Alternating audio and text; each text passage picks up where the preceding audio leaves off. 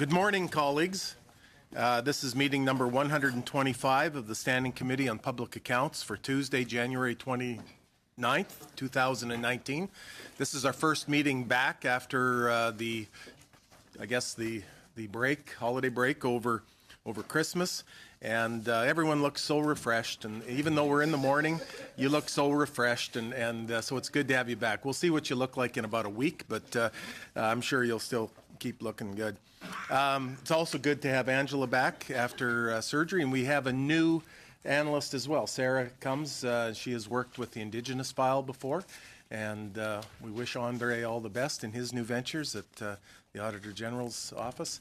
And anyway, we're here today in consideration of Report 5, Inappropriate Sexual Behavior, Canadian Armed Forces, of the 2018 Fall Report of the Auditor General of Canada.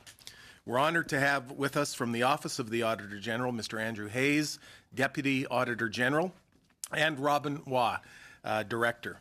And from the Department of National Defence, Ms. Jody Thomas, Deputy Minister,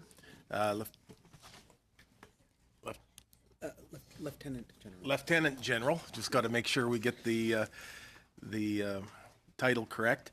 Paul Winnick, Vice Chief of the Defence Staff. Lieutenant General Charles Lamar, Commander, Military Personnel Command, and Ms. Denise Preston, Executive Director, Sexual Misconduct Response Centre.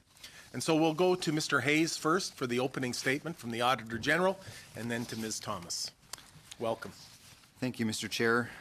We appreciate this opportunity to discuss our Fall 2018 report on inappropriate sexual behavior in the Canadian Armed Forces. Joining me at the table is Robin Roy, who was the acting director for this audit. In July 2014, the Chief of Defence Staff requested an external independent review of the Force's policies, procedures, and programs on inappropriate sexual behavior. Former Supreme Court of Canada Justice Mary Deschamps carried out the review and reported her findings and recommendations dans un rapport en mars 2015. En août 2015, staff launched Operation Honor, a top-down, institution-wide military operation to eliminate inappropriate sexual behavior. He informed all Forces members that he and senior leaders intended to change the culture in the Forces and stop this behavior. Notre audit visait à déterminer si les forces armées canadiennes. Our audit focused on whether the Canadian Armed Forces adequately responded to inappropriate sexual behavior through actions to respond to and support victims and to understand and prevent such behavior. The goal of the audit was not to conclude on the success of Operation Honor, but to provide an external review of the Force's progress at a point in time, 3 years into the operation's implementation. We found that the Canadian Armed Forces offered or referred members affected by inappropriate sexual behavior to various victim support services, including the Sexual Misconduct Response Centre. However, we found gaps in those services. The Forces did not design and implement Operation Honor with a primary focus on victim support. And the services were not well coordinated. Therefore, victims did not always have easy access to the right services at the right time. We also found that not all support service providers had sufficient training to adequately respond to victims. In addition, we found that the Canadian Armed Forces did not always resolve reported cases on inappropriate sexual behavior in a timely, consistent, and respectful manner. As a result, some victims did not report or they withdrew their complaints, and they had less confidence that the investigations would produce any tangible results. Of Operation Honor, the number of reported complaints increased from almost 40 in 2015 to about 300 in 2017. The forces believed that the increase was a sign that members trusted that the organization would effectively respond to inappropriate sexual behavior.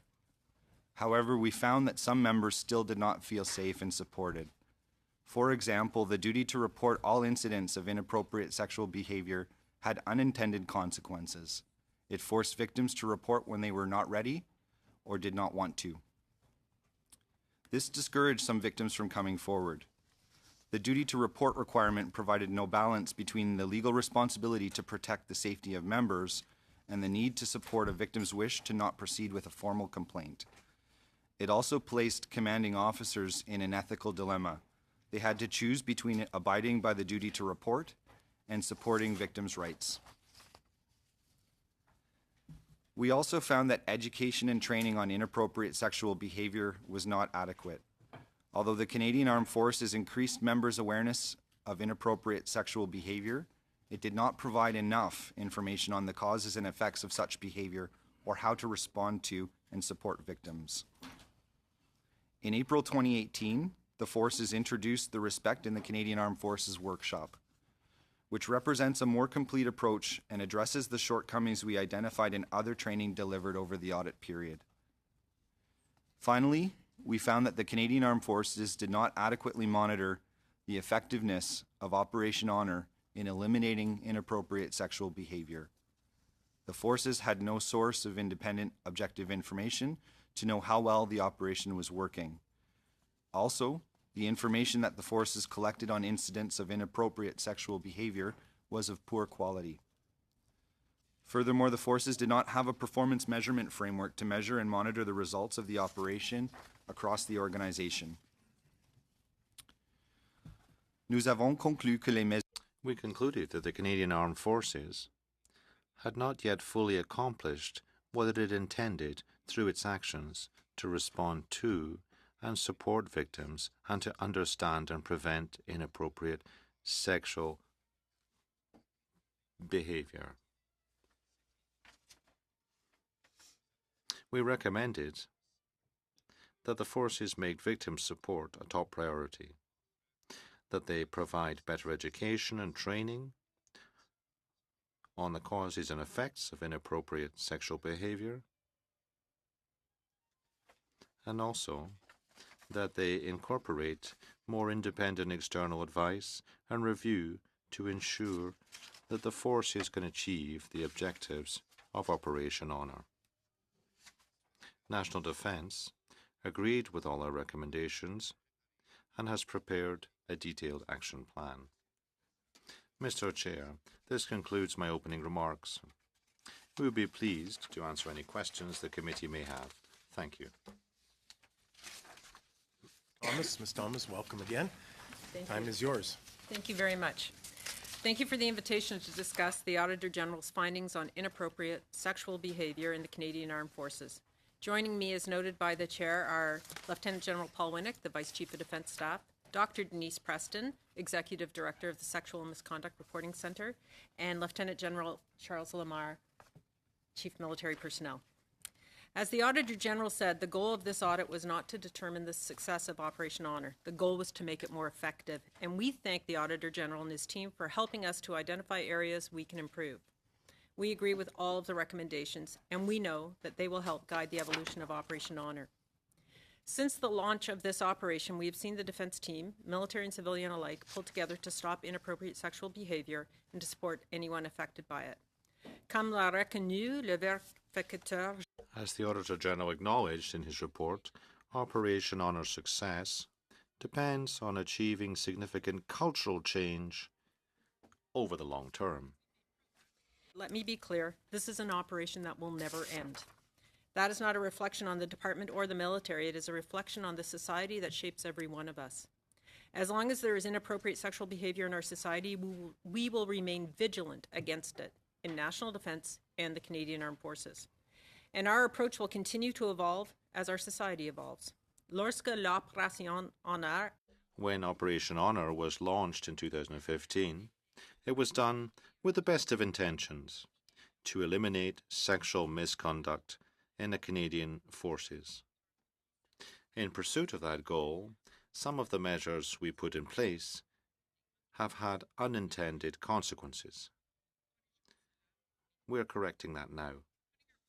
Support for people affected by inappropriate sexual behavior above all else. And as the Auditor General recommended, we will put those affected at the center of our response and ensure their needs guide our actions. Part of that response involves making sure our organization is structured properly and that everyone has a clear understanding of what support is available where. We are expanding the role and mandate of the Sexual Misconduct Response Center, or SMRC, to make it the authoritative voice on victim support and advocacy. The SMRC will lead and coordinate victim support efforts across the Canadian Armed Forces. Ce soutien est accessible on Support is accessible 24/7 with one phone call or one email.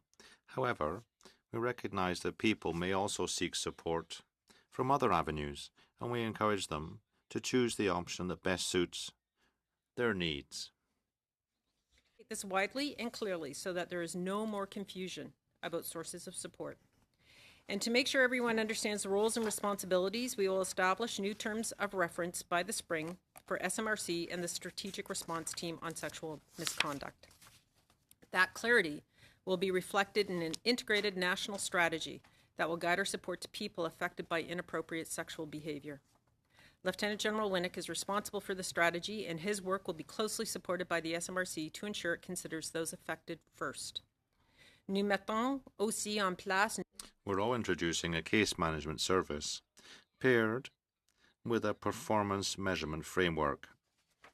The information these tools and services provide will help us monitor and improve our support services.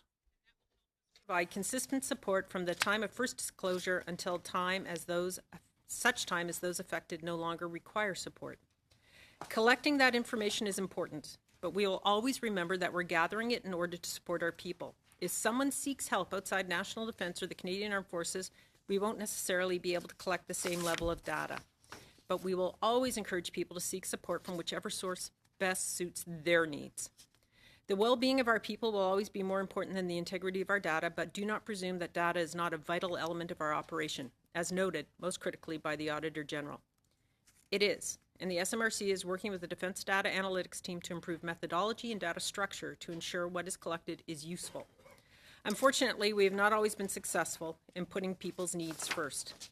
Despite our best efforts and good intentions, the Auditor General has identified an important but entirely unintended consequence of the duty to report. We're addressing this issue so that people affected by inappropriate sexual behavior have more control over the reporting process and the decisions that will impact them. We recognize that our earlier approach prevented some people from reporting experiences of inappropriate sexual behavior. We also recognize that the early focus on stop and report did not achieve the desired effect. But I will note at the time Operation Honor was created, the Canadian Armed Forces was in crisis mode. We have learned since then. We know that some people experienced repercussions as the reporting system launched a process that they did not want. And the Canadian Armed Forces is currently examining the application of regulations in this area. They will clarify the processes around the reporting of incidents of inappropriate sexual behavior so that the victims' concerns are considered and respected first and foremost. However, we take our responsibility for the safety of our personnel very seriously, and the duty to report remains an important aspect of our ability to keep our people safe. Nous devons agir. We must act if the reported behaviour could affect the operational effectiveness of the Canadian Armed Forces or the safety of its members. Implement Operation Honor, we know that we do not have all the answers, and we are learning and improving as we go, along with the rest of the world. Inappropriate sexual behavior is a widespread societal problem, and we are seeking advice and best practices from experts. In fact, we expect to call on external subject matter expertise more and more to help us identify potential unintended consequences before they impact anyone. The SMRC reports to me and operates outside the military chain of command. It benefits from the expertise of an external advisory council. The SMRC has made important strides in working with the Council, which has agreed to meet in person 3 or 4 times per year as needed. We have worked together to develop the terms of reference for the Council, and the members have identified how they can best advise us and on what subjects. The members of the Council have also reviewed 3 years' worth of documentation on the SMRC and Operation Honor. They understand where we are, where we were, where we are now, and how we got there. When they meet in March, we will brief them on proposed changes to the SMRC mandate and the D&D CAF policy on sexual misconduct, and we look forward to their valuable and constructive advice. The SMRC also hosted the first forum on preventing and addressing sexual misconduct with our Five Eyes partners in December, where we shared with and learned from our allies. The more that we learn, the better we will be at preventing sexual misconduct and supporting the people affected by it. And we agree with the Auditor General that we have to do a better job of educating our people. Education will help our people develop the understanding that leads to changes in attitudes and beliefs. We are reviewing all of our existing training to make sure that it supports victims first. The expertise of the SMRC will be key to ensuring appropriate CAF training and education on this subject. That training will be delivered nationally in a coordinated and measured way, including the Respect in the CAF workshop. And to be clear, everyone who joins the Canadian Armed Forces completes training that introduces them to Operation Honor. That training clearly explains exactly what constitutes inappropriate behavior and the consequences of engaging in such behavior, up to and including dismissal, are made clear. Nous savons qu'il faut du temps. We know that the kind of change we're seeking to foster will take time, but we're making progress, as the Auditor General has recognized. There is no one more committed to doing it than the leadership at National Defence and in the Canadian Armed Forces. Thank you. To both our witnesses, and we'll now move into the first round of questioning. We remind members that the first round is a 7-minute round, and we'll begin with Ms. Mendez.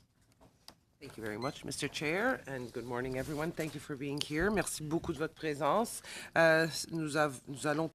Thank you for being here. We're going to be dealing with a report, which is very, very delicate, very, very important also for all military personnel, but also for people working at DND. It affects people working at that department. Am I wrong?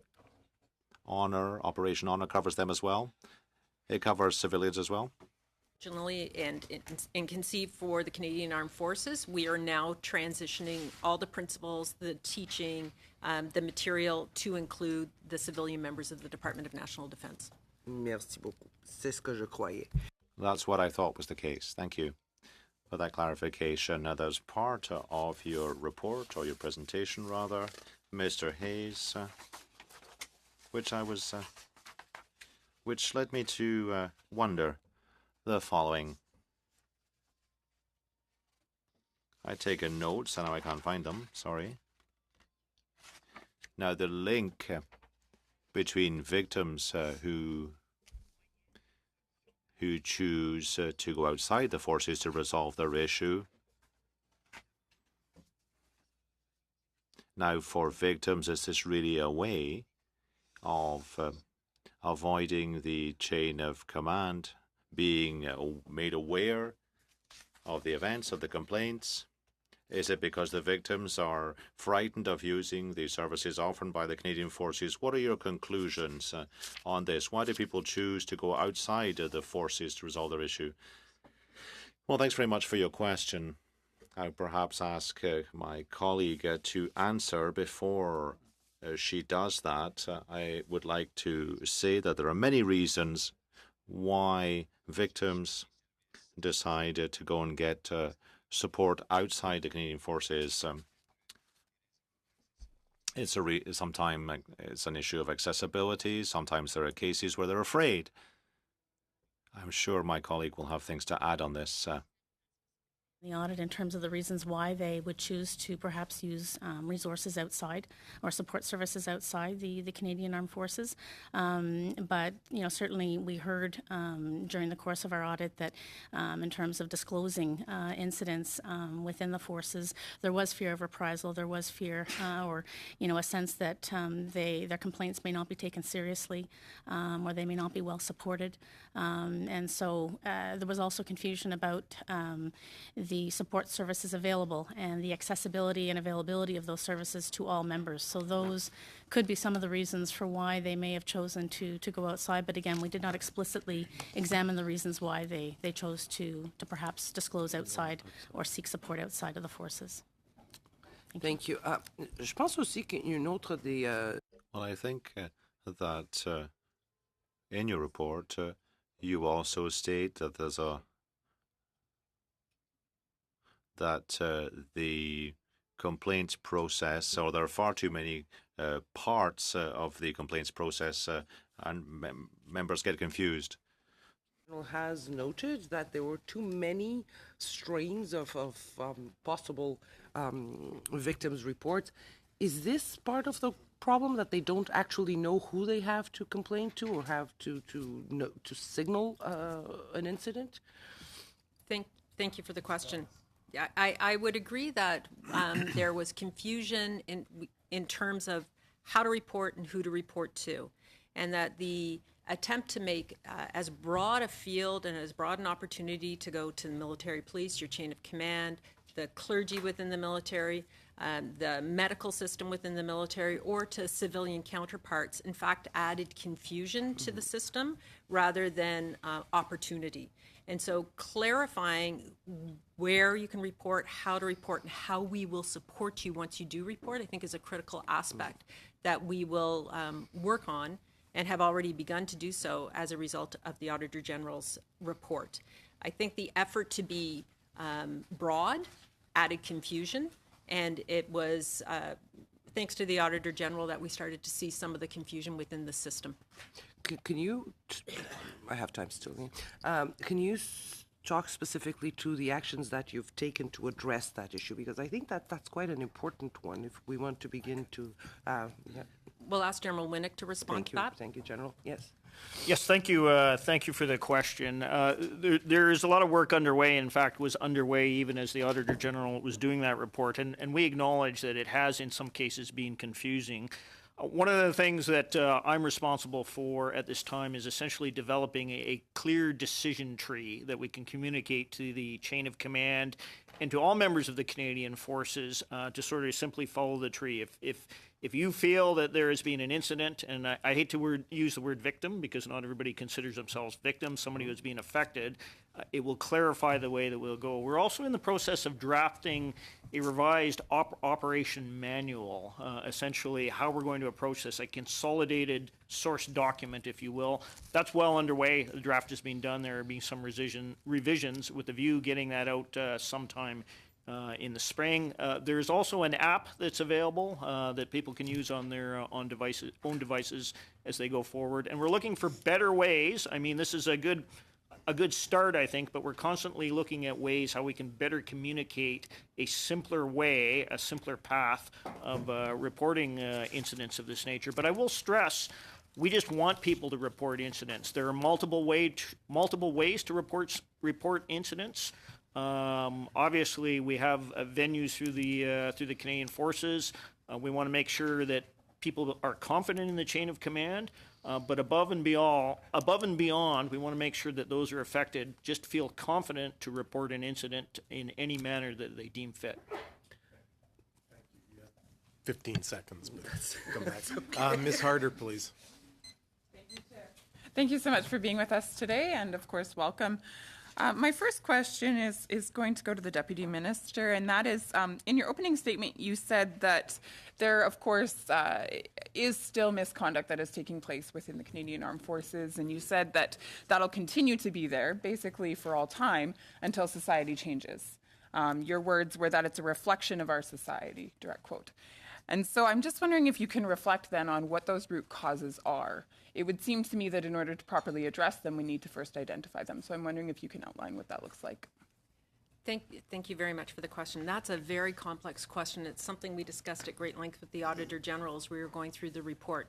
We don't yet know the root causes. We're not sociologists, but we understand that we recruit from society, and there are problems in schools. There are problems in any number of industries. This problem exists in government. It exists in other parts of uniformed services, and it exists with our allies.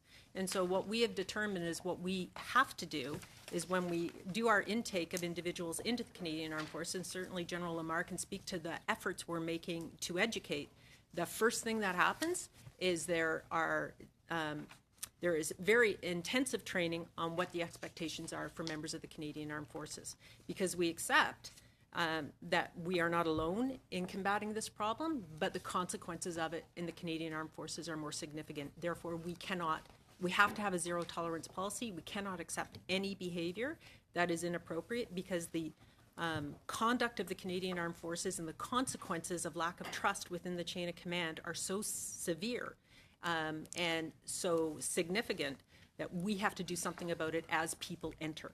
So we are working with defense scientists to look at what things like root causes are. We don't have that answer right now. What we are trying to do is prevent it in our ranks. Okay, thank you. I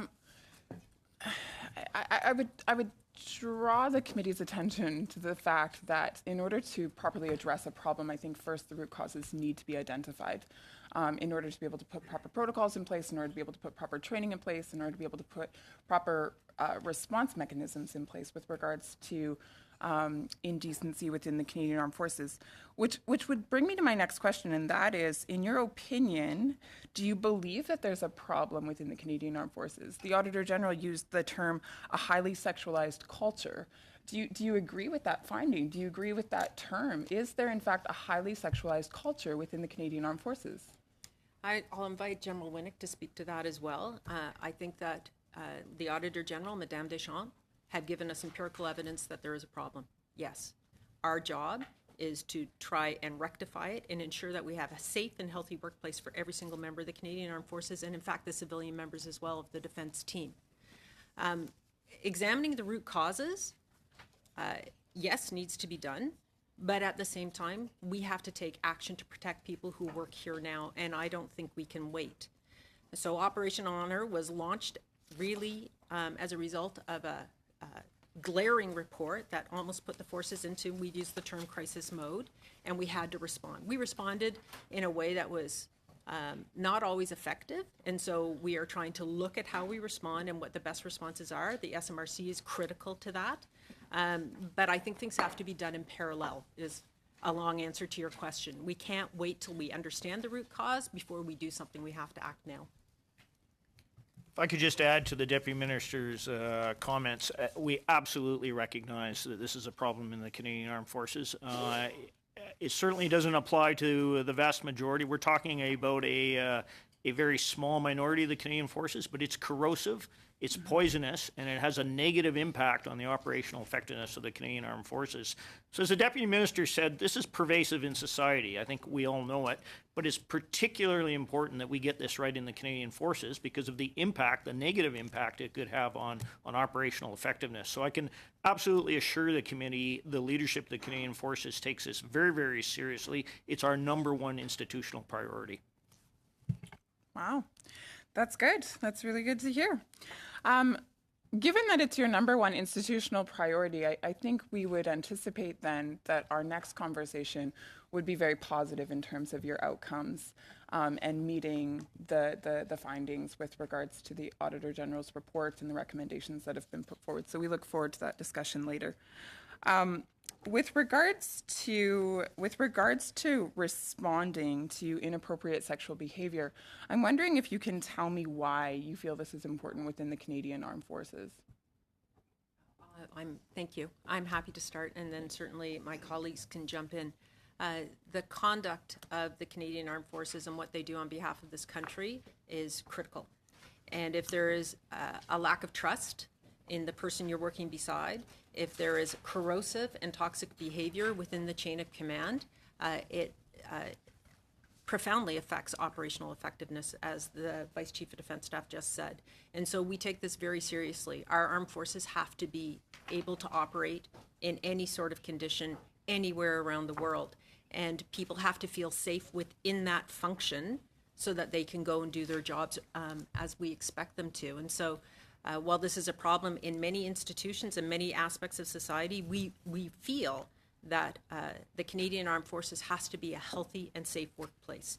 And if people are subject to the range of behaviors from inappropriate comments that become degrading and toxic over time to assault, which is a criminal offense, that's not acceptable in the chain of command. It's not acceptable in the workplace. It's not acceptable at National Defense Headquarters. And so the function of the department, the functioning of the people who work in it is dependent on a safe workplace. And so Operation Honor is critical to making the workplace safe.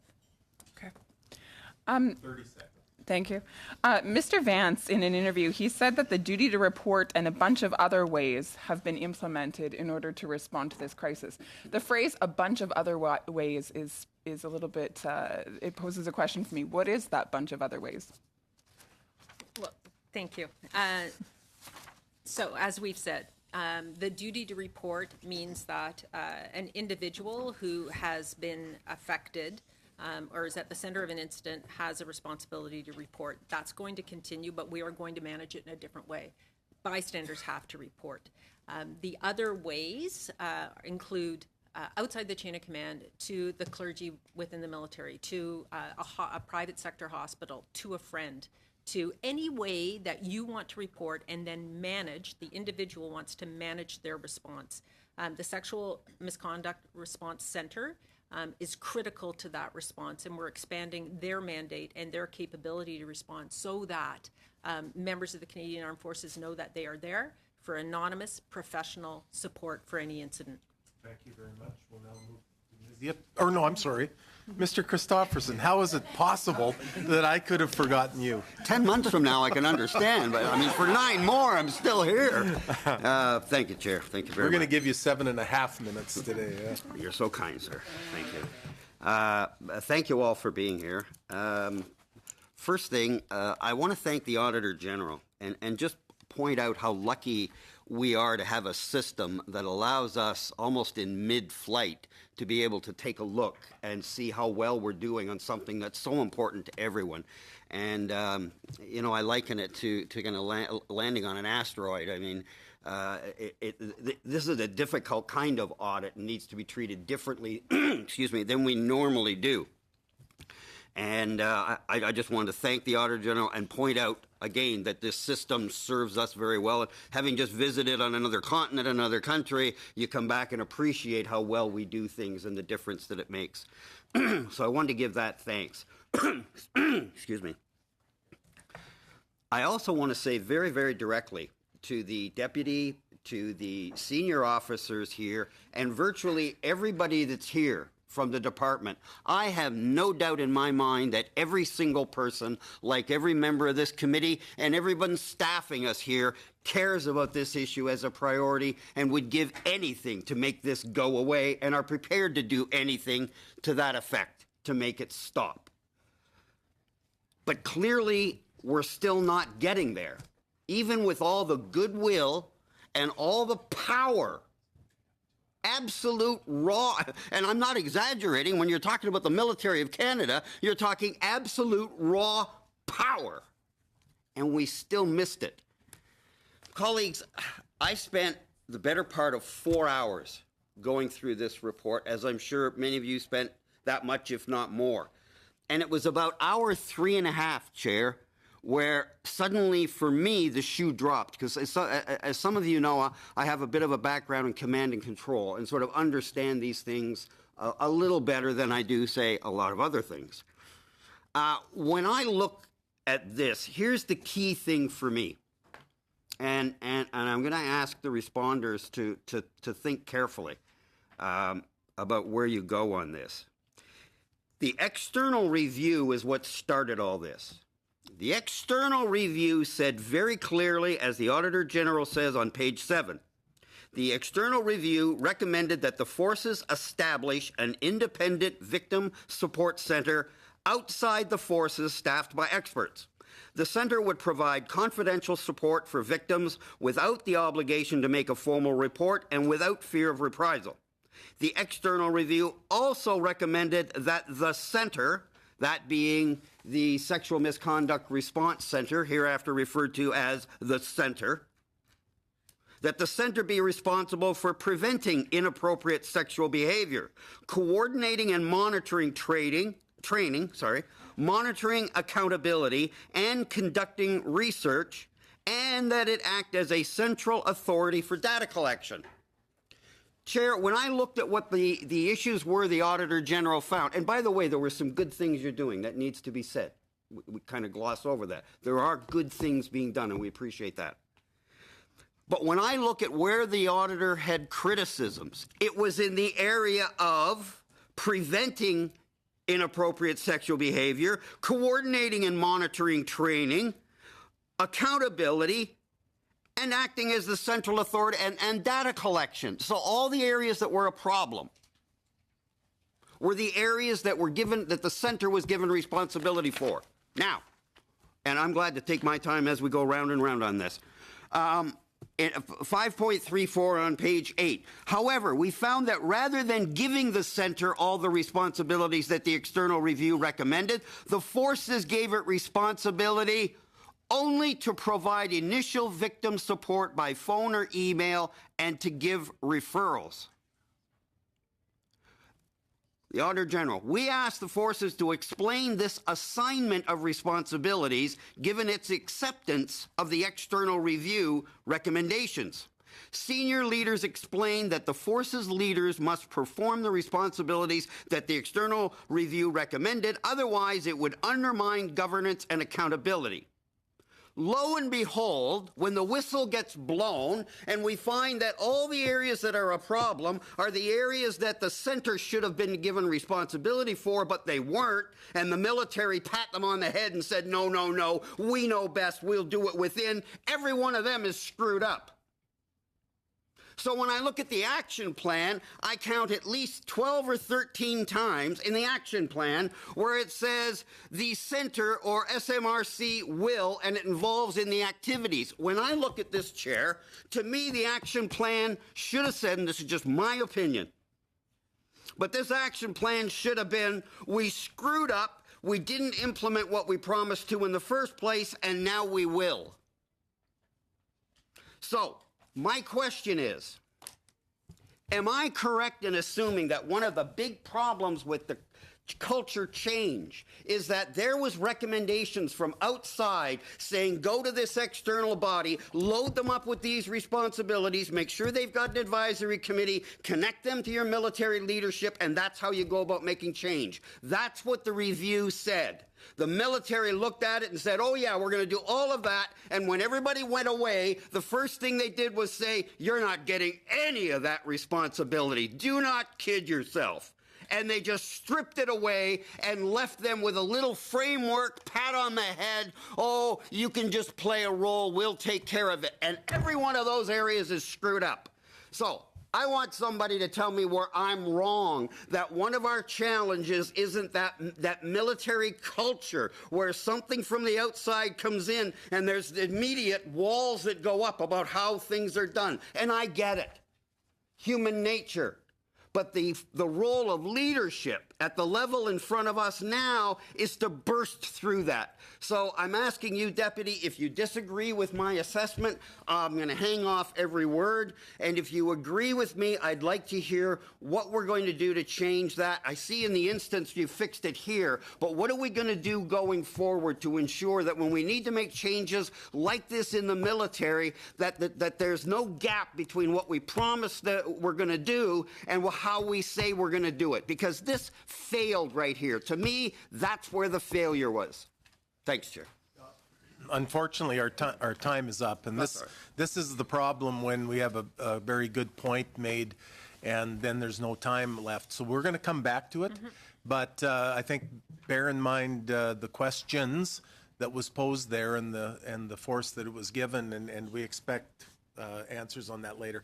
We'll now move to Ms. Yip, please. Thank you for coming. I'm going to follow up on Mr. Christopherson and Ms. Harder's comments on culture. Operation Honor is in its third year of implementation, and a lot of the success depends on the culture change. So do you feel that there's been a significant culture change? Thank you. Thank you for the question. There's been culture change, and there has been an understanding of what is considered a level of acceptable behavior and what is not. I'm not sure we can assign the word significant to it yet because we don't have the data for that. one of the problems pointed out by the Auditor General was the data reporting and our data management. And so those are things that we are actively addressing. Culture change takes time. We're talking about an institution that's existed for 150 years. We're talking about an institution that's had women integrated in it in combat roles for 30 years, and it's slow. It's an improved institution from the one I joined in 1980. Women are far more accepted, but it doesn't mean that it's perfect, and it doesn't mean that things aren't going wrong, and it doesn't mean that we need to continue to work on culture change. So significant change, I can't say that yet, but work is underway. If I could add to that, thank you. Deputy Minister is absolutely right. There has been some cultural change. There's not been enough. We have to examine cultural change, but it's far bigger than the Canadian Forces. As we said, this is pervasive in society. We recruit from society, and it's going to take time. When General Vance started Operation Honor, the response was very much almost a disciplinary approach. First of all, acknowledge the problem when we detect the problem, deal with it, and deal with it quite rightly harshly in many cases. It's unacceptable behavior. But that doesn't necessarily change beliefs and attitudes, that sort of reaction. That changes the response, but when people are away, they know they're not being watched, they won't necessarily change their beliefs and attitudes. That's what we've got to work on through education, training, and it will take time. Culture change, sociologists will tell you, doesn't take days, it doesn't take weeks. We're talking months and probably years. So we will come up with a cultural change strategy. It is not independent of the Canadian Forces. We will work with experts in society, with Five Eyes allies as we go forward. But to get back to your question, there's a lot more cultural change that will be required as we go forward to once again reinforce the fact that this is completely unacceptable. And I emphasize once again, we're dealing with a very, very small proportion of folks in uniform. If I could add to that as well, there's perhaps a bit of a concern that we're sitting idle while this is taking place, but that's not the case. Every year, the Canadian Armed Forces turns over approximately 7.2 to 7.8% of its effective. That turns out to be approximately 9,000 people that leave the Canadian Armed Forces or come to Canadian Armed Forces between the regular and the reserve force component. If I just concentrate on the regular force component, and the training does occur for the reserve force as well, but I'll concentrate on the 5,350 young Canadians, sometimes not so young, that we bring into our recruit school in Saint-Jean. We have, of course, non-commissioned members and officers going through that training program. For non-commissioned members, it's 10 weeks. For the officers, it is 12 weeks. During that period of time, the non-commissioned members get a grand total of spread out over 4 different weeks and periods of instruction of 6 hours of training specifically related to inappropriate, harmful behavior, to harassment, and how to prevent it, and also what the consequences are, and what the responsibilities are in terms of ethics and requirements to be in the Canadian Armed Forces. The officers get 6.6 hours of training to do this. At every leadership course that we have, when you talk about institution cultural change, we also insist that HIs be, and upon her, be trained specifically so folks understand what's there. We're doing a tremendous amount of bystander training so people understand that they have a responsibility to intervene and to get involved in the training or any activity that might be occurring. So when you do a combination of all these things, you do get a cumulative effect of people who are familiar with what it is. We have some surveys that we do at a lower level that go with smaller group samples, approximately 3,000 people or fewer, but we reach across to find out what it is that people feel in terms of confidence in things like their chain of command. And we found that for the last 2 years, we get an over 85% rating for trust that the chain of command will do the right thing of what is supposed to occur. And this data is available. So the interesting thing about it is that while there's a chime that has to take change, we have to go forward, we are taking actions right now that are instituting that culture change you're talking about. You'd be hard-pressed to find anybody right now in the Canadian Armed Forces that is not familiar with Op Honor and what the mandates are. And you have to remember as well that what the Vice Chief of Defence Staff was talking about in terms of how do we make sure that it's known, it's not hidden, every single incident that occurs has to be reported all the way up to the Chief of Defence Staff. And it's also reported to the supporting centres that we have. So there is a step and move underway to change that culture that we're required about, and it's being done through what folks recognize the importance of doing training and the like to make sure that people are aware what their responsibilities are. Thank you. Well, I'm glad to hear there is some progress and some real steps being taken. Throughout the report, I found it rather frustrating that there wasn't enough data collection, because to me, you can't see results if the data isn't there.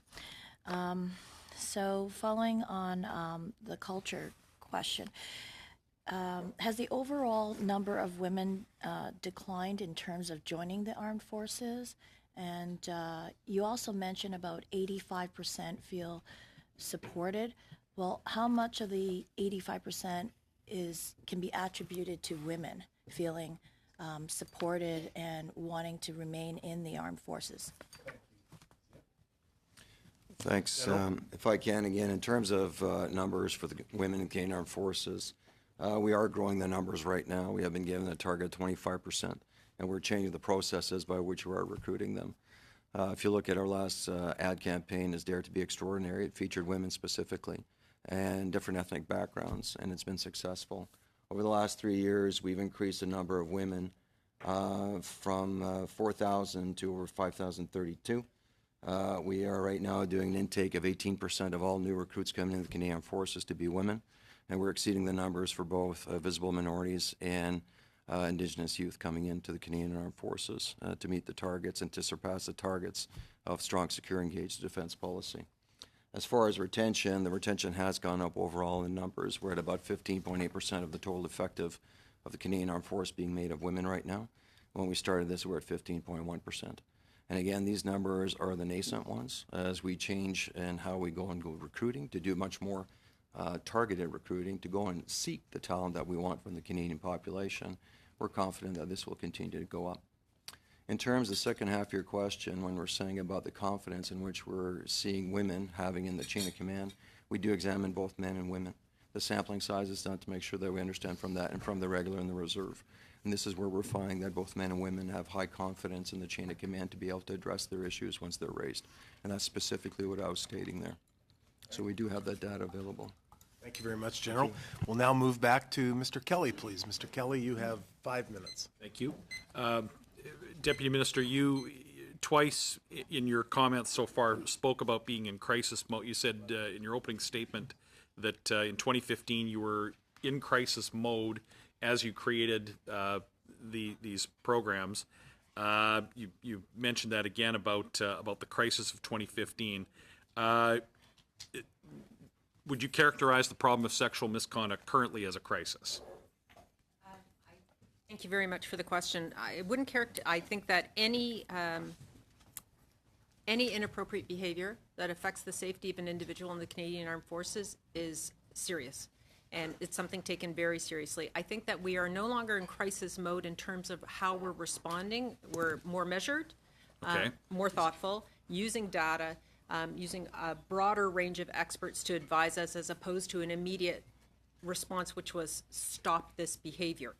And what we are now trying to do is educate, train, use experts, give more responsibility to the SMRC to have a more thoughtful approach and a more a broader approach to responding. The Auditor General criticized the absence or quality of data, though. So if we're concerned about the data, about its quality and about its availability, how do we know what the current level of problem is in the forces?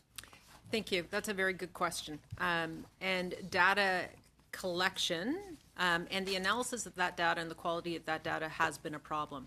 We have a lot of information. I'm not sure how we can draw conclusions from it as it's currently structured. And so Dr. Preston, in her role as now the lead for this, is working with our data analytics group to help build the data models and the collection models. We're putting new systems into place, which General Winnick can speak to you about, for data collection that are more integrated. Are members surveyed in a way to gauge attitude?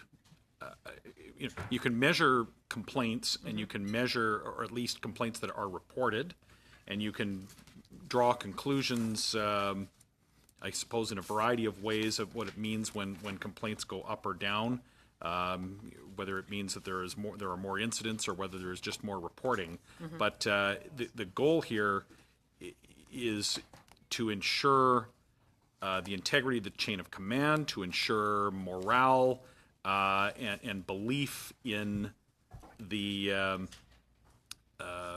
in the system and its integrity. So, how do you know that whether or not Forces members believe in the integrity of the system? How have you measured that? Go ahead. Thank you for the question. If I could respond to that, first of all, on data collection, and then I'll lead into surveys and how we're actually measuring that, as you mentioned. At the time of the Auditor General's report, we were just in the process of developing a bespoke system for tracking sexual misconduct called the Operation Honor Tracking and Analysis System, OFTAS. It's now online. It's one of a number of areas where sexual misconduct can be brought to light through MP reports, medical reports. But it's important, once again, and I underscore this, we've got to protect the confidentiality of the person affected. But we're going to be developing this OPTAS as we go forward and look at ways of better integrating where we can while respecting confidentiality, cross-referencing the other databases as we go forward. Getting back to measuring how effective we are, and I think it gets back to the earlier point that we were talking about beliefs and attitudes. You can't force that on someone. Surveys are the way that we go forward and do that. So we are very much committed to an evidence-based approach as we go forward. I think you're aware StatsCan did a survey on sexual misconduct in the Canadian Forces in 2016. We just finished another survey, and I think the results will be out, published in May, coming up. So that will be a benchmark, a very important benchmark as we go forward administering those. There, I want to get really quickly. I want Ms. Thomas to have a chance to address Mr. Christofferson's question. So, in regards to the external center, not the external center, He asked, "Am I wrong?" At the end of his lengthy intervention, I'd like you to answer his question and have a chance to explain. Well, you have 15 seconds. All right. So well, I was trying to get it in you earlier. for the Sorry. thought. Thank you for the thought. We're still going to have to keep pushing that down the road a little bit, but we'll now move on to the next, which is Mr. Sarai. Sarai. Thank you, Chair. Sexual misconduct in any workplace, including the Canadian Armed Forces, is obviously a very serious in nature, and I was relatively pleased with the scope of the report and how it looked at many facets of the force's response to sexual misconduct. While reading the report, I was very concerned by the fact that training on matters related to awareness of and prevention of sexual harassment was not always mandatory for the Canadian Armed Forces. Now that the Armed Forces is rolling out more mandatory workshops, I wanted to know how frequently these were held and how often Armed Forces members will be required to attend. I think you, General Lamar, had mentioned that new recruits have about 6 hours worth of classes or mandatory attendance, but studies show that it's extremely important for people to receive a so-called refresher in such matters every year or so. And is that the case now, or somebody can answer that? So I'll allow General Lamar to comment on the end. I know he discussed the initial training that we do for recruits and officer cadets, but to address your point, this is training that we hit at every level, right from my level on down. So I'll just very quickly go through some of the training we're doing, and if that's too much detail, please let me know. So with regards to our military police, they are receiving now special training in investigating sexual misconduct. They've done a lot of cross-training with the United States, and they've done a partnership with the Ontario Police College on the Sexual Assault Investigators course. On all our career courses, so as you progress in rank beyond basic training at every rank level, there's a career course where you go out and qualify. Sexual misconduct and Operation Honor is a performance objective on each. So the refresher you referred to is happening constantly at every level as people go through these career courses. Once again, right up to the highest level, we have a course that we run for colonels to prepare them to be general and flag officers. There's a section on that as well. We stress this at our Peacekeeping and Peace Support Training Center as well, particularly the applicability of sexual misconduct and sexual violence overseas, how to signal that, make sure we're aware of it, make sure that people are prepared to deal with that. The bystander intervention training, I think, has been largely successful. We've trained 70,000 members of the Canadian Armed Forces, regular and reserve, so the vast majority. And we're expanding the Respect in the Canadian Armed Forces workshop, which is very much geared towards leaders. It's a very interactive course where you have to reflect, you have to contribute, we go forward. We'd like to expand that more. It will be, I don't know if we'll get to the point where we will do that for the entire Canadian Forces. Once again, it's geared very much towards that leadership and dialogue role. And in that particular case, every command team going into command, a commanding officer of a unit, and the senior NCO that supports that commanding officer must take that workshop as they go in. And I don't know, General Lamar, did you want to add anything? I know you've talked about the basic training. Yeah, that was a pretty thorough answer. I would just say also putting a bit of an emphasis on operations. As a former director or staff for operations, we also pay special attention for contingents deploying. So when you're gathering up a task force to go overseas, then they get mandated to undertake specific training. Op Honor gets there too, as well as the requirements for reporting and everything else. And that applies to anybody that is going on that task force. And that Mendes was making their inquiries about public service and everything else. So if you have folks that are going to Canadian Armed Forces deployed operations, including members of the RCMP or other police forces, they're also then subject to these rules and regulations. Yes. On that same note, when you're out in international settings, such as a UN mission or a NATO mission, how does it affect where other forces may have, if there's a claim of somebody for a commanding officer or a superior sexually harasses somebody for the Canadian Forces? Is there a policy and mechanism to deal with different nations' forces? So what happens is that we, of course, apply our rules and regulations so that people are subject to them. So all members of Canadian Armed Forces, when they deploy, are subject to this. Civilians that deploy with us are then subject to the Code of Service Discipline, or it's written into the contracts that they have as to what they can or cannot do. And so we keep those people responsible. In an international setting, a UN force or a NATO force, or whatever case you might have, what we do at that time is deal with usually a police force that's established for the overall contingent that would do the necessary arrests and looking at things. But then after that, individuals are turned back over to their contingents. And so if a Canadian was involved, the Canadian gets back to us, whether it be somebody who's been affected, so we look after them, or somebody who might have been involved in incidents where they might be accused of something, then they are entirely subject to everything that is governed under honor, but also the Code of Service Discipline. So every disciplinary aspect that might be there. And if they happen to be a civilian, oftentimes what will happen is they'll get repatriated back. Thank you very much. Thank you, Mr. Sarai. We'll now move back to the opposition side, and again to Ms. Harder, please. Thank you, Chair. Originally, women were brought into the Canadian Armed Forces starting in 1941. And then in 1980s, there was an increased push put forward to draw more women into the Canadian Armed Forces. And so since about the 1980s, we've continuously had this conversation with regards to the treatment of women in the CAF and how to better bring more women into or make the Canadian Armed Forces more attractive to women who might be willing to serve. Now, those women who serve within the Canadian Armed Forces have certainly, they've seized the day. They largely have created an opportunity for themselves.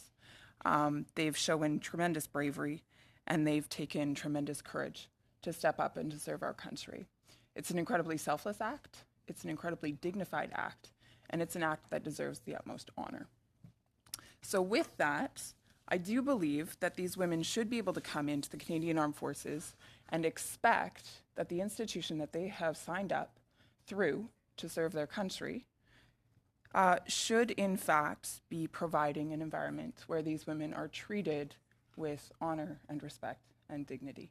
And this is also outlined in the Auditor General's report. I've had numerous conversations with women who have come out of the Canadian Armed Forces and who have faced unfortunate circumstances of being mistreated within the CAF. Unfortunately, their stories are sad, they're disappointing, and they produce concern. Now, when there were, the government lawyers had an opportunity to respond to a couple of cases that were before them with regards to sexual misconduct. And the government lawyer filed a statement of defense that said that the National Defense, quote, does not owe members of the Canadian Armed Forces any duty to protect them from sexual harassment and assault, end quote. Now, this quote is quite commonly known and understood, but I'm wondering if you would take this opportunity to clarify what is meant by this, because I believe that the Canadian Armed Forces does have a responsibility to create an environment where these women are cared for, where they can expect to be treated with dignity and honor and respect. Because indeed, that is the type of service that they signed up for. And so I'm just wondering, why wouldn't that be the responsibility of the Canadian Armed Forces? And with a statement like that, it's no wonder that we're receiving an Auditor General's report that shows that we are not, the department is not, sufficiently meeting its requirements. Ms. Thomas. Thank you very much for the question. I'm very aware of the quote that you're referencing. And we believe, the leadership of the Canadian Armed Forces and the Department of National Defence, and we agree with everything you've just said. Absolutely, we have to have a healthy, safe, respectful workplace for everybody who chooses to join the Canadian Armed Forces, because it is an honourable profession, and it is one that we expect a lot from those who serve and their families. In that particular quote, and it is a legal term, and so I would offer to respond to you in writing, but there is a question of a private law duty of care versus a public law duty of care. We have a public law duty of care, which means we are responsible to provide a healthy and safe workplace for our members and the civilians who serve. Absolutely. Legal argument, we can respond in detail to that, but we can't disagree with anything you've just said. Okay. Mr. Winnick, did you want to jump in there? Sure. Yeah, if I may, just to emphasize once again, we agree with everything that you've said, but I did want to emphasize sexual misconduct is not just an issue that involves women, and I think that has not been raised here, and I think that's an important point to note. I'd also like to point out, and it's a minor point, but women have honorably been serving in the Canadian Armed Forces in uniform since well before the First World War, so well before 1941. And just to reemphasize what the Deputy Minister said, we have a duty to keep everybody safe, regardless of gender, as they go through. So I just wanted to say, as the senior ranking member of the Canadian Forces, we agree with the points you've made. That's great. Thank you. One of the notices that I would take today is the statement that Ms. Thomas opened up with at the beginning was that the SMRC, the Sexual Misconduct Response Center, really takes the initiative on this. But my observation today would be that we actually haven't heard from that individual at the table, which is Ms. Preston. And I'm curious as to why she hasn't been given the opportunity to answer any questions today. Thank you. Well, no questions have been directed to her, but certainly Dr. Preston knows she can speak up at any moment. Thank you. We'll now move to, are we back to Mr. Not quite yet. Mr. Chen, please. Mr. Chen, 5 minutes. Thank you, Mr. Chair. So I want to get back to what Mr. Christofferson was trying to address. Page 25 of the Auditor General's report, 5.111, states the 2015 external review recommended creating an independent body outside of the Canadian Armed Forces that would be responsible for receiving reports of inappropriate sexual behavior and act as a central authority for collecting information. It goes on to say that the department created the Sexual Misconduct Response Center and then says the center was not given responsibility for receiving reports or collecting information, which is exactly what the external report had recommended. Can we hear what the rationale was for not implementing what the review had suggested, given the further comments made by the Auditor General that there is a lack of internal oversight, that the data collection was not being done in a systematic way. There was inconsistency because information was collected in different databases.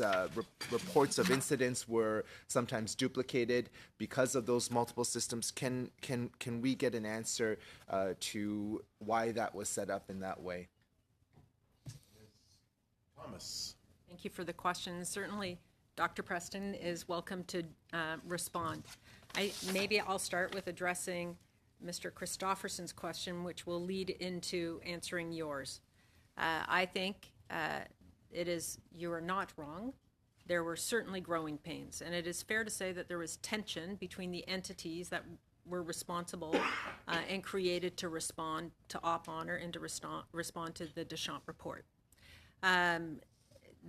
We hired Dr. Preston in June of 2017 as a professional psychologist who is an expert in this field, and that changed the nature of the SMRC almost instantly. We learned that a capable senior bureaucrat was not what we needed. We needed a functional expert, and so that was the first step to developing the SMRC to meet the intent and vision of Madame Deschamps.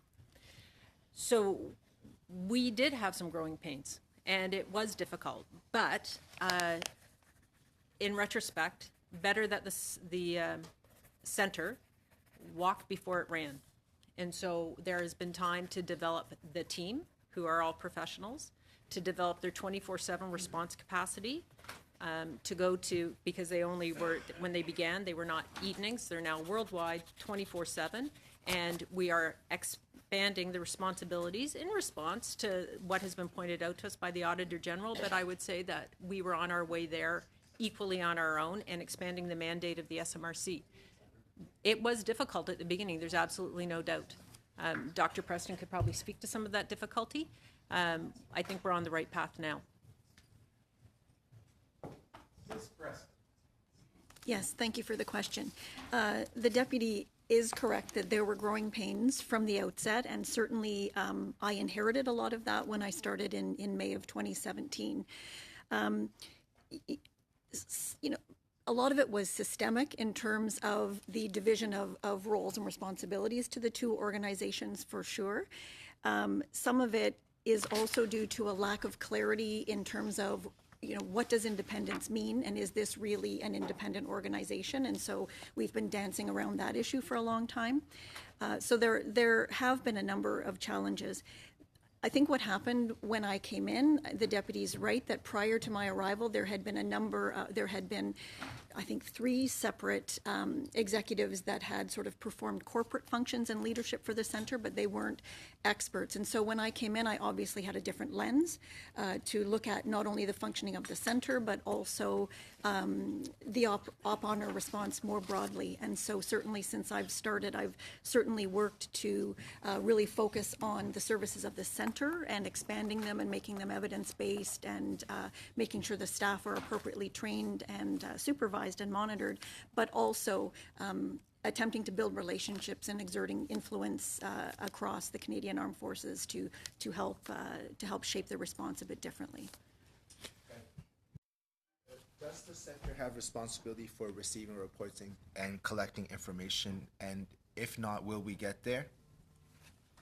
So at present, collecting a report is an official function. There are specific legal requirements for what needs to be in reports, how they need to be safeguarded, and things like that. So the mechanism that we've set up is that we do have a military police officer who is embedded within our center. And so if people who contact the center wish to speak to the police and wish to pursue making a report, we can facilitate access to our military police officer. And this is not a small measure. It's not simply us giving them a phone number to call any MP. This is a specialized a national investigator. And the other very important aspect is that callers can speak to him anonymously. And so they can talk about what's happened to them, and he can do 2 things. One is he can give them an idea as to whether or not what they've experienced might meet the threshold for a criminal code offense, so that knowing that it wouldn't meet the threshold, they wouldn't embark upon a long and difficult process. But secondly, if they are choosing to make a report, he can explain very thoroughly what the process is, so they can go into it with that information. What we do find is that when people do choose to speak to the MP anonymously, in the majority of cases, they will call back later on to identify themselves and make an official report. Thank you very much. We'll now move back to Mr. Christofferson, please. Thanks, Chair. And I appreciate that, Deputy, very much, because it saves me going down a whole road that I would have got us here anyway, I believe. we're mostly concerned about making sure that the lessons we learned from the past inform us going forward. But there are points of accountability. All of us here are accountable. My colleagues are about to be held accountable in a few months, big time. And everybody there that works for you is accountable, and now you're accountable to Parliament here. I'd like to know, I guess from you, General, the Auditor General stated when he asked, why did you split the responsibilities and give the center so little? The answer was, quote, senior leaders explained that the forces leaders must perform the responsibilities that the external review recommended, otherwise it would undermine governance and accountability. And I point out that your action plan and the 12 or 13 items I've referenced all do exactly what supposedly couldn't happen in the first place. So I'd like to know, what was that response? What was it based on? And how did it get eliminated so quickly when you got in trouble and needed to put together a game plan? Thank you again for the question. I'm not sure I agree with the premise that we've done so poorly. There's a lot of work to be done in the future. There's no doubt about that. But there's been a lot of ground that has been covered in the last 3 years. If I could get back to specifically your question, and to me, once again, it involves addressing something broader, which is cultural change, which is what I talked about before.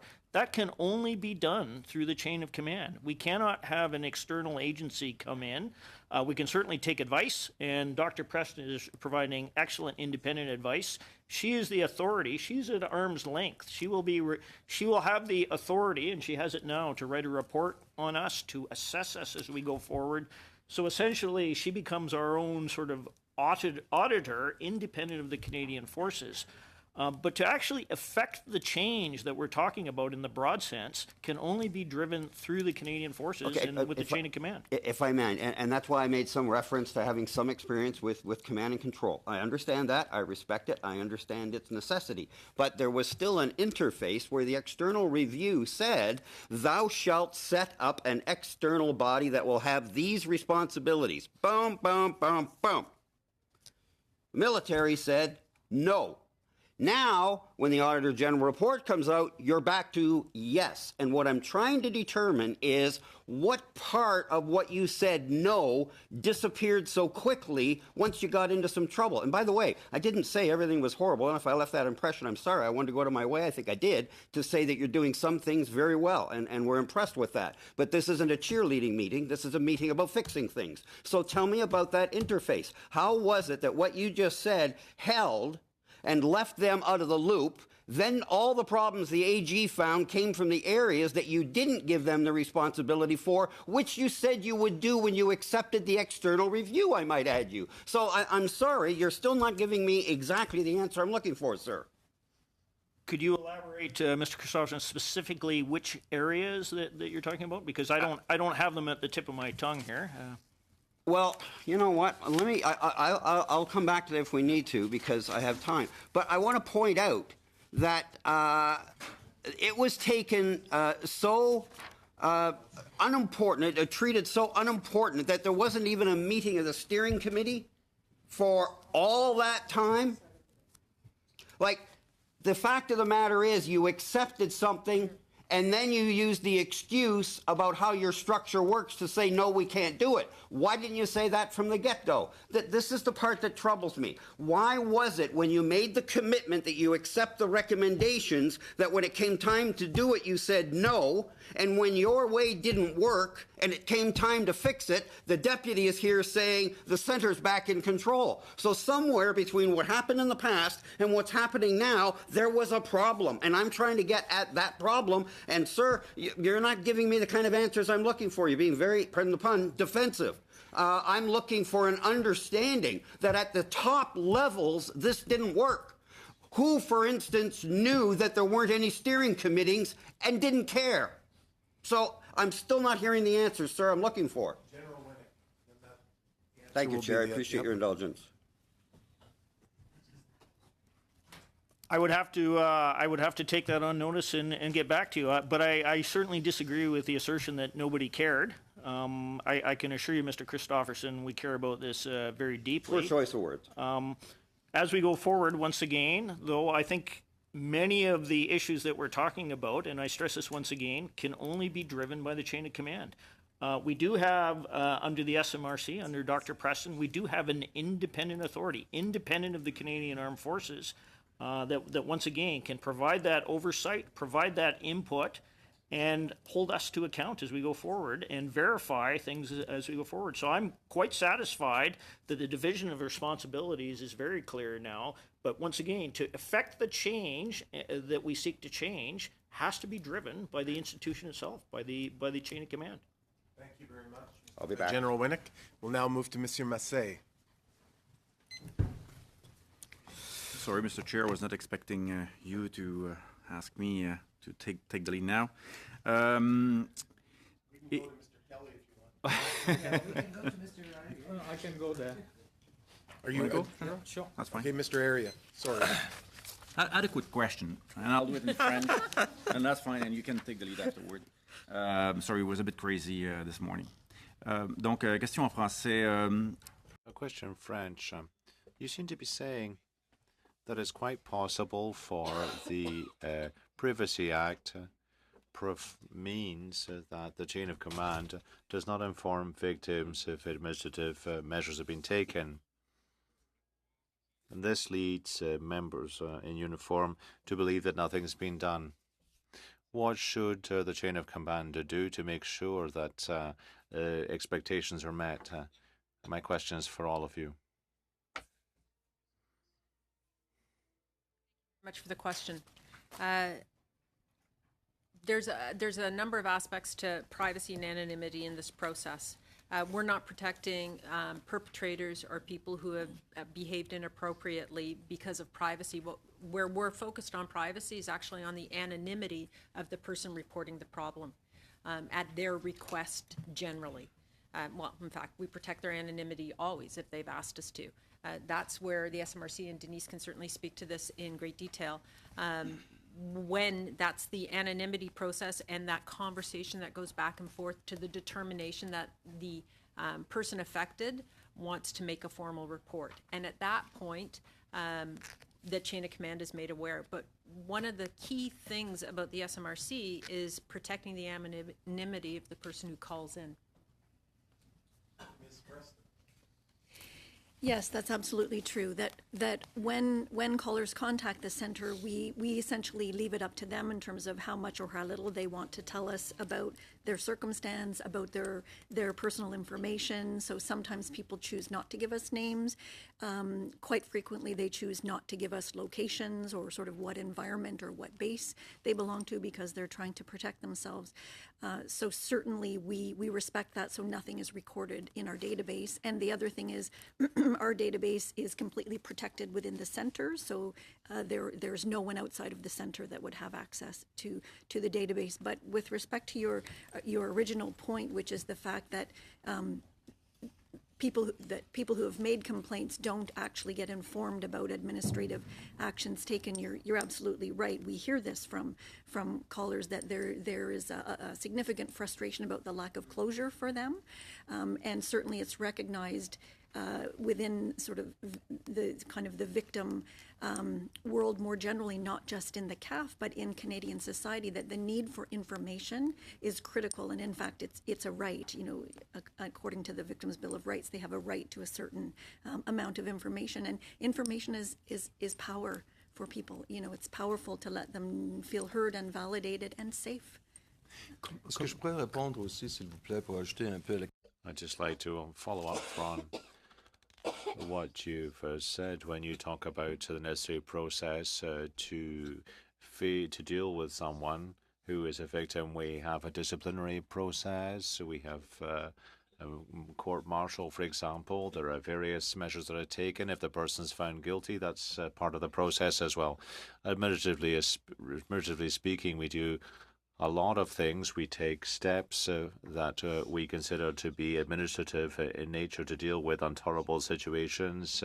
It could be a review of the person's career, for example. Sometimes we'll decide that they should be dismissed. Why? Because they're doing things which are completely inappropriate within the CAF. Now, the first stage that Dr. Preston has just expressed on behalf of victims has been addressed through the process. Whereby the chief of staff is the only one who can dismiss the person who say that they have been threatened or assaulted. Now, if that's very, very important for those people. If that person arrives at the end of their career before the perpetrator is actually dismissed, the chief of staff will take action. Now, this person will receive medical care, will receive support, but will also be made aware of a disciplinary process, administrative process that's going on. They'll also be informed before they are actually dismissed. Well, it's a question of trust, I think, for victims or potential victims, really. It's a question of trust in the process. If they are able to report and speak out. Now, of course, my last question is from Ms. Preston. Do you think that the new process, the new mechanism that's been put in place will encourage people, will provide more confidence for victims and allow them to speak out more? Ms. Preston. That the more that people who are affected or the complainants are included in the process, that they're allowed to participate, to receive information, to provide information, to have their views taken into consideration, the better it is for them. The more empowering, the more safe they feel, the more healing it is for them. The other thing that I would add is one of the service enhancements that we're doing, it was recommended by the OAG, but it was also an enhancement that we had started developing already, and that is to institute what we're calling a case management process. And so what that would mean is that one of our counselors would be assigned to a member from the time that a first report or disclosure is made. And so they would have a consistent point of contact that would help them navigate the process sort of from beginning to end. And whether that means helping with filling out forms, accompanying them to appointments, providing information, whatever their needs are, that's the role that this person would play. And I think that will go a long way to helping as well, because they will then not be left in the dark in time, because when people are in the dark, they always make negative assumptions, which is not necessarily factual. Thank you. We'll now move to Mr. Kelly and then Mr. Area. And I would also remind our committee that we do have committee business, and so we'll be in camera, and Mr. Arias will be the last question. Mr. Kelly, or did you want to come back? Okay, so Mr. Christofferson. Will be the last question. I'll be quick so that maybe I can help my colleagues get their. I'm so generous this morning. I'm happy to do that. But I'll just maybe have a couple of quick questions. Hopefully we get concise answers. In Mr. Hayes' opening statements, he talked about the poor, and we've already heard about the problems around data collection. But I'd like to just maybe ask Ms. Thomas clearly, do you agree with Mr. Hayes' observation that the forces did not have a performance measurement or framework to measure, and that the information the forces collected on incidents is of poor quality? If you agree that is the case, why? Ms. Thomas. Thank you very much for the question. Yes, I absolutely agree that the information, we had a lot of numbers, but didn't give you a lot of information. So it wasn't data, it wasn't information, it was just numbers. The ability to delve into the numbers, the number of incidents in this base over the course of a year was not then being used to understand what the root causes were in that location. Why was that? I think that it was due to a lack of understanding of what was required of the team looking at this issue. And I think that the information was incomplete. And so There was a desire not to draw the wrong conclusions, but instead it left a gap. What can you do to ensure that 5 years from now, we don't have another Auditor General's report before this committee and a future deputy minister in your place throws their hands up and says something similar in terms of an answer? Well, we certainly have you to report to on how we are doing with our data collection and our management action plan.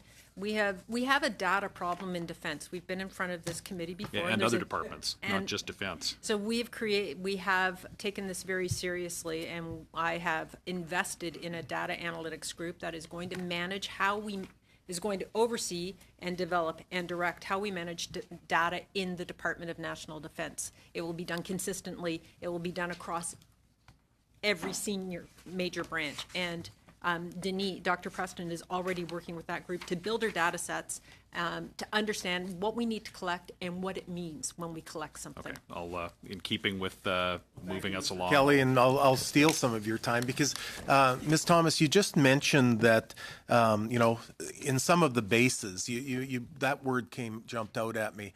And I'm wondering, in the whole study of sexual assault within the Defense Forces, do you have the data? Like, is it that you may have dictated the importance of this protocol, but certain bases maybe just didn't see it as a strong a directive as other bases saw it? Some bases took a higher priority to it. Was there a division in those bases where there was more? The second question I would ask is, do you have the data with the ages of, like, is a lot of this right in the field, right? How much of it is at headquarters? How much of it is out in the theater or out in the field? How much on those military bases? Thank you very much for the question. I'll ask General Winnick to jump in as well. We do have the data and we can provide it to you. Certainly when Madame Deschamps did her report, she was very clear that the disparity between rank and authority and power was one of the core problems within the organization. And so it was senior leaders with more junior, younger members is where the inappropriate behavior, whether it's comments, etc., harassment, up to assault, was taking place. The recent data, and again we'll provide it to you, is showing that it's more peer-to-peer. And so still a problem, absolutely. I'm not diminishing it, but it's a different problem that we have to deal with. General. Yeah, with regards, sir, to your question on bases, there's not been a perceptible difference, I think, in reporting at bases. So once again, there's absolute buy-in from the senior leadership level. It's just how it trickles down over time. But we certainly we don't have any evidence with the data we do have to suggest that some areas have underreported. Thank you.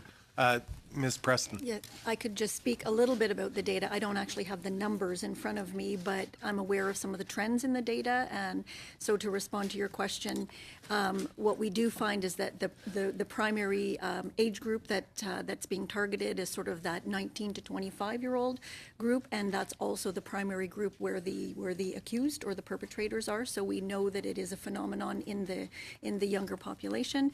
What we do know in terms of looking at some of the gender differences is that women are more likely, these come from the StatsCan survey, women are more likely to be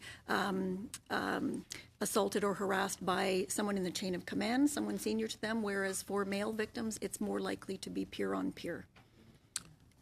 Interesting. Thank you. Mr. Area. Thank you, Mr. Chair. Mr. Chair, when you asked my colleague, Mr. Massey, to ask the question, he appeared to be a bit unprepared. We had to excuse him because he is ready to leave the committee to join as Parliamentary Secretary to the Ministry of Innovation. So I think he was already one step out there. Yeah. Mr. Area. Okay. Thank you, Mr. Chair. First, Mr. Chair, I would like to appreciate and recognize the remarks by Ms. Thomas. I listened to her. It was very, very refreshing. It was quite open. It was quite frank. For example, she said, we have not always been successful in putting people's need first. She said, despite our best efforts and good intentions, as the Auditor General has identified an important but entirely unintended consequence of the duty to report.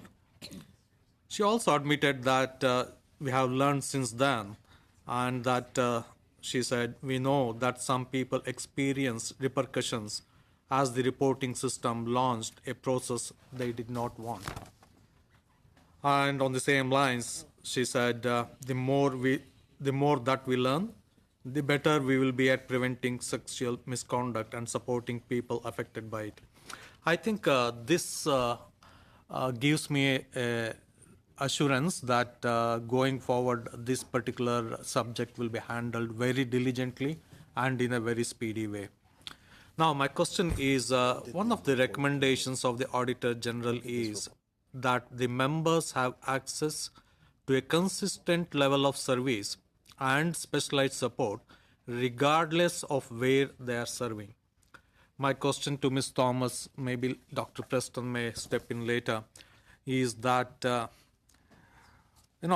disclosure and handling of complaints, will it be more difficult when the victim is located abroad or in a place like a ship or a submarine? Thank you very much for the question. Thank you for your kind remarks. There are problems reporting depending on where you are. Dr. Preston is working on that with the environmental chiefs as we speak. If you're on a ship, making a report to the center can be difficult if you don't have connectivity and if you're not comfortable reporting to your chain of command. So how do we affect that? That affects the functioning of the armed forces, absolutely. And so we have to find ways, and we are working on ways to do that. I believe we've fixed the problem with those who are serving abroad. They have access to the center. It is when you're generally at sea where we have the largest problems, and that has to do with data bandwidth and getting access, and we're working on those things. But at the same time, the chain of command has to understand that they have a responsibility to protect the people who've been affected. And so the SMRC is there to provide independent advice and an independent ear and voice for people who have been affected by inappropriate behavior. The chain of command also has to be part of that. Were you in on that or no? I'll let General? Yeah, if I could just add a bit there, and to reemphasize with what the Deputy Minister just said, not only does the chain of command have a responsibility to do this, they've got a great interest and a passion to do so. And that point can't be forgotten. When it comes down to it, whether you're on a ship or you're deployed anywhere around the world, if you're in Canada, the effectiveness of your unit depends on the ability of your team to be part of that team, to feel like they're part of the team. So you can bet that every member of the chain of command wants to make sure that's addressed properly. And if you have miscreants in there, that they'll be rooted out and taken out. And I think that's an important aspect of it. And even when you're deployed, if you're for some reason not there, it's not only your chain of command that's going to be able to help you, but you have the multiple levels that we spoke about earlier on, multiple chains. I talk about your chaplaincy, your physical physician's assistants that you have, your medical officers that you have the MPs that are often as part of any task force deployed. So there are numerous ways in which a person who's been affected can seek that assistance if by chance they were not able to immediately get to Denise Preston's or Dr. Preston's organization. But again, with the connectivity we have in deployed operations now, folks have the ability to do that. And interestingly enough, it's not only potential victims or those that have been affected, but also many members of the chain of command who call in to Dr. Preston's organization to get advice from her specialists. I've done so myself on 2 occasions since she came into existence and found it to be useful, both cases, for us to deal in some instances, in one case specifically, with a long-standing event that resulted in correcting something that occurred over 25 years ago, and that individual now is wearing the rank of colonel in the regular force. So we do use this center of resource, and it's available to people, but it's available also to people all around the world. Thank you. Thank you, Mr. Aria, and thank you. Good question. Mr. Christofferson, this will be our final question, and then we will ask everyone to exit fairly soon so that we can have an in-camera meeting after. Thanks, Chair. First thing I want to do is, and I already had it down before he started, I want to echo Mr. Aria. I think it's important that the deputy hear from not just government members who could be said to be self-serving in terms of supporting their own appointees, but also from the third party over here, which is about as far from real power right now as you can possibly get. I want to say that, Deputy, I have found your accountability to Parliament, which is what this is about. It's not us. This is the Premier Oversight Committee of Parliament. And when people are brought here to be accountable, you're being accountable to Parliament. And Deputy, you have responded, and you have a very difficult file, and I've had previous difficult files. And I have always found you to be very forthright. You don't play games. When you're put on the spot, you respond honestly and with commitment, and you follow up. And your comments about taking data seriously, music to our ears. And what you have said here today is good, and I'm satisfied that you've made enough personal commitments in this action plan that I think it's going to happen. So I want to join Mr. Aria and thank you, Deputy. You're doing an excellent job. I wish all deputies, you're getting close to the gold standard in terms of what I look for from a deputy. And as you know, that's not an easy ladder to climb. But I want to echo Mr. Aria that you're doing an excellent job, and I thank you. And my faith is in your personal commitment to making this happen. I believe you. General, not so much, sir. No, I mean sincerely. You asked me, you said you weren't sure which criticisms I was talking about. I don't know. A quick read of the report shows you that there was data problems. The gaps in services were the same. The training is not being done in a coordinated way. The duty to report has caused the problem that wouldn't have been there if it had gone through the original recommendations. That's just the beginning of it. If you want to drill down, and you'll maybe understand why the deputy approaches this committee the way it does. Page 25. 5.109. What we examine. This is the AG and Chair. I'm going to just say a couple of things, then I'm done. And I'll leave you, sir, to answer or not. I'll leave it rhetorical if you wish not to answer, and if you want to answer, I'll be keenly interested in what it is. Thank you. It states what we examined. We examined whether the Canadian Armed Forces adequately oversaw Operation Honor to know whether it was working as intended and whether it was being improved continuously. 5.110, page 25. Independent external oversight. In 2016, the Chief of Defense Staff, that's your boss, right? You know it is, Mr. Christopherson. Thanks. The Chief of Defense Staff committed to receiving independent oversight and advice for Operation Honor by creating a steering committee and an external advisory committee, council. You asked me what it was that I was having a problem with. Next sentence. However, we found that the Advisory Council had met for the first time only in June 2018. And at the time of the audit, the steering committee had never met.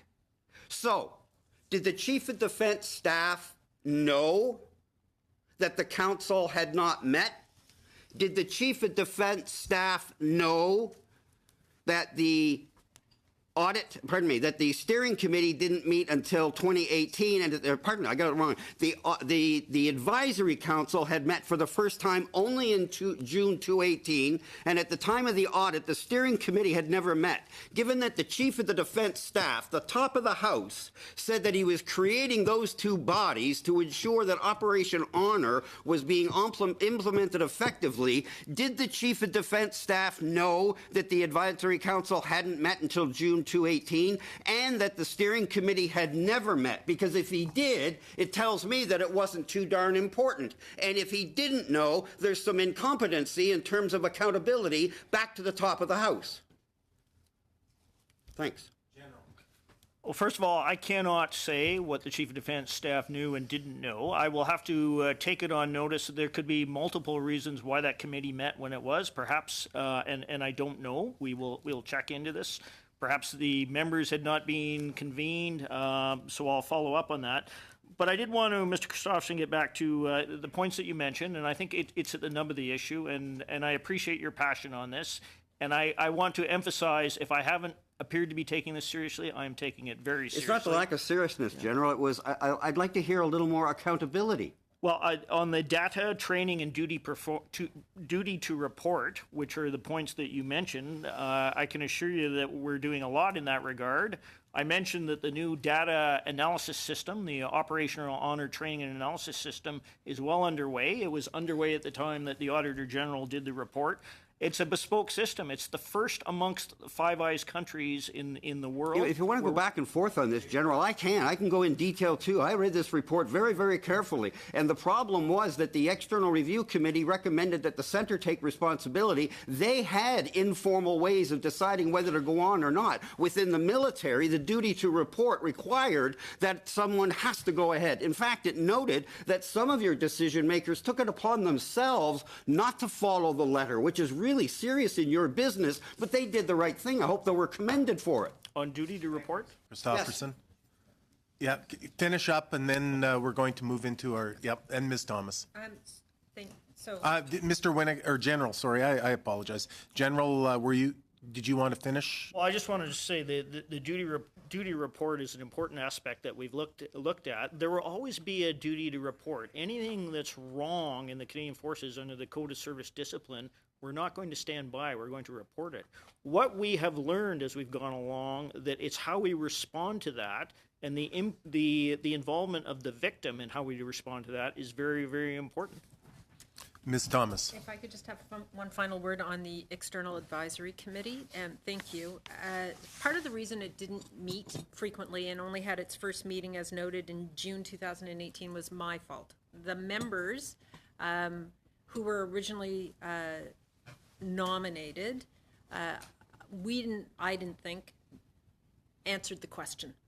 We wanted experts, and Dr. Preston, of course, has contacts around the country of people who are experts in this field, whether victim support experts, data experts, psychologists or sociologists who understand the root causes, all the things that we need to look at within the Canadian Armed Forces and the Department of National Defence. So we revamped the EAC from scratch before the first meeting of an original version of the members, and I think that while we were slow in getting it moving, I think that we have a better committee for that, and it is an advisor to Dr. Preston, and she then gives advice to the chain of command based on the EAC. They've met multiple times since, and I think are doing very good work, but you can hold me accountable for why they didn't meet, and Dr. Preston had a better idea for it. Thank you. Want to thank all of you. I guess there is one other thing just to add, that we've talked about recommendations, meeting recommendations, whether or not timelines will be met. I have looked at the timelines, and the timelines, in speaking to our analyst as well, seem very, very reasonable. And so I hope that we are on a good track as far as being able to keep up on those recommendations in the time allotted to them. And I can guarantee you that if we find that those timelines are not being met, or put off or postponed, we will look forward to seeing you appear here before our committee again. And I do believe that, I hope that these recommendations will be kept and the action plan will be kept. So thank you very much for your attendance here today. We are going to we're going to suspend our meeting, and we then will go in camera. So unfortunately, I'll just encourage you to hurry along as much as we can, because we do have a full agenda for committee business. So thank you, and we're suspended.